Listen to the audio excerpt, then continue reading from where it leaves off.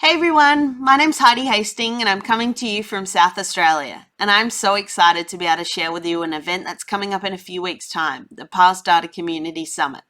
What is the summit? It's an opportunity to learn from data professionals from all over the world on topics such as machine learning and artificial intelligence, database DevOps, or you just might want to learn the DBA basics. We've got you covered. But not only that, we'll talk about cloud migrations, we'll talk about query tuning and performance techniques, we'll talk about Power BI and things in that space. So it's a way to learn about so many different topics in the data platform realm, all at one event. And this event wouldn't be possible without the awesome sponsors like Microsoft and Redgate. So do get to say hi to them and thank them for this awesome opportunity to learn. I'm super excited to be able to spend some time with you all and talk about Power BI, but I'm also excited for you to get to learn from this global community